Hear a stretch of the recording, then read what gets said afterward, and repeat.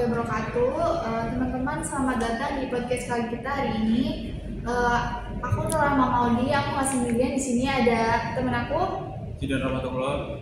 Nah, kali ini kita bakal bahas topik yang menarik dan penting banget. Kamu tahu nggak dan apa yang bakal kita bahas kali ini? Tahu dong, tentunya Baitul Tamwil. Bener banget, tahu nggak sih apa Baitul Tamwil itu kayak gimana cara kerjanya gitu? Iya, cuma aku nggak tahu banyak. Yang aku tahu BMT itu kayak pengelola zakat infak, sedekah gitu. Selebihnya aku nggak tahu. BMT itu apa sih? Bisa bantu jelasin nggak?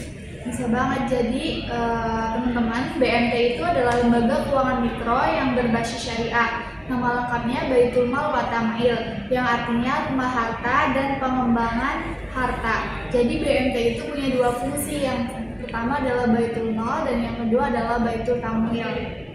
Oh, jadi ada dua fungsi ya? Apa bedanya Baitul Mal sama Baitul Tamwil?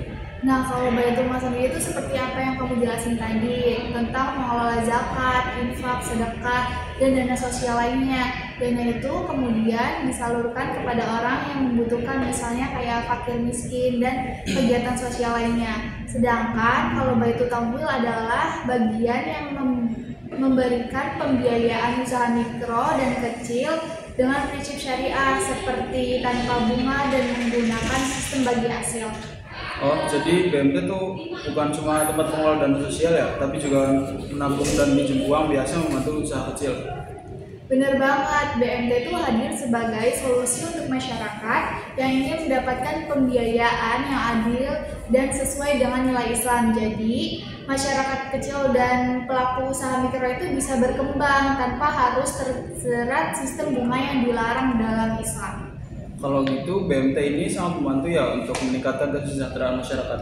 Iya, dan selain itu juga BMT membantu pembiayaan usaha. BMT juga mendorong masyarakat untuk menabung dan berinvestasi secara produktif. Dengan begitu, ekonomi umat bisa semakin kuat dan mandiri.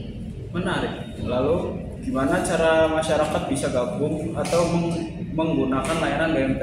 Nah, biasanya masyarakat tuh udah bisa datang ke kantor terdekat BMT di wilayah mereka, terus mereka bisa menabung, mengajukan pembiayaan, atau bahkan menitipkan dana sosial. Karena BMT ini berbasis syariah, semua transaksi yang dilakukan dengan prinsip keadilan dan tanpa riba. Jadi BMT ini benar-benar menggabungkan fungsi sosial dan ekonomi ya?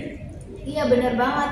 BMT juga adalah lembaga keuangan sosial dan niaga yang mengelola dana umat dengan amanah dan profesional. Dengan keberadaan BMT ini diharapkan ekonomi umat bisa tumbuh dan masyarakat kecil bisa lebih sejahtera. Apa sebenarnya sejarah berdirinya BMT di Indonesia? Jadi itu sebenarnya BMT itu sudah ada sejak tahun kedua Hijriah pada masanya Nabi Muhammad. Nah, kalau di Indonesia sendiri itu sekitar tahun 1990-an. Awalnya dikembangkan sama mahasiswa ITB di Masjid Salman sebagai lembaga pembiayaan berbasis syariah untuk usaha kecil. Konsepnya berakar dari tradisi Islam, terutama kebijakan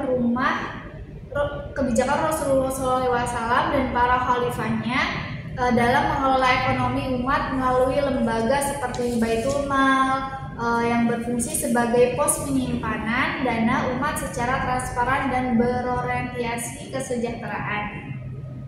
Jadi BMT itu merupakan pengembangan dari Baitul Mal yang sudah ada sejak zaman Nabi Muhammad. Iya, benar banget.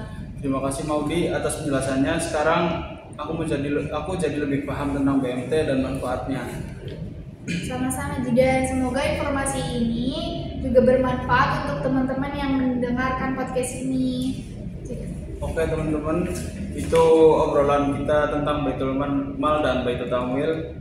Jangan lupa untuk terus dukung lembaga keuangan syariah seperti BMT agar ekonomi umat semakin maju. Terima kasih sudah mendengarkan podcast hari ini. Assalamualaikum warahmatullahi wabarakatuh.